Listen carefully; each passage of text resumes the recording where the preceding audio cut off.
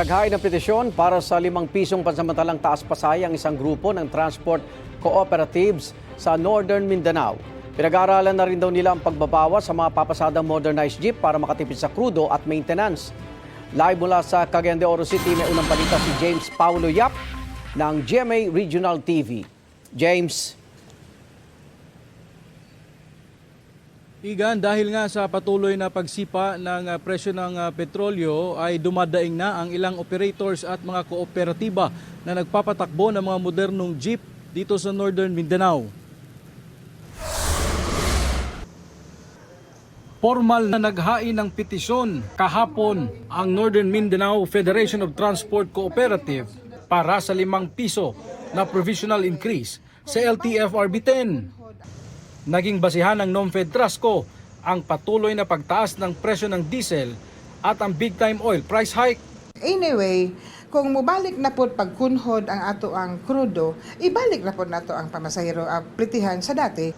Kinumpirma ng LTFRB 10 na natanggap nila ang nasabing petisyon ng NOMFED-TRASCO at agad nila itong ipinadala sa central office upang mapag-aralan. So karon nakaandam na ang tanan para sa rekomendasyon ng LTFRB para sa provisional fare increase, pero pinag-aaralan pa ito.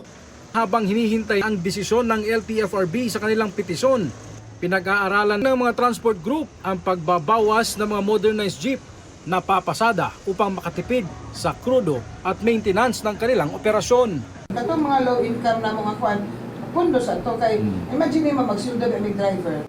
Ang Oro Transport Service Cooperative is stricto sa kanilang fuel monitoring upang makatipid sa krudo. Kung dili ka kinahanglan ipaandar ang makina, dili nimo ipaandar.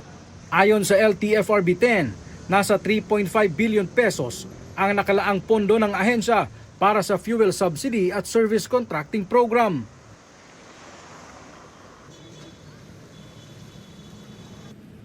Igan, kaninang alas 6 ng umaga, sabay-sabay na nagtaas ng presyo ng produktong petrolyo ang mga gasolinahan dito sa Cagayan de Oro City. Sa ngayon ay naglalaro sa 71 hanggang 77 pesos ang kada litro ng presyo ng diesel. 65 hanggang 69 pesos naman sa kada litro ng gasolina. Igan? Maraming salamat, James Paulo Yap ng GMA Regional TV. Igan, mauna ka sa mga balita, mag-subscribe na sa GMA Integrated News sa YouTube para sa iba't ibang ulat sa ating bansa.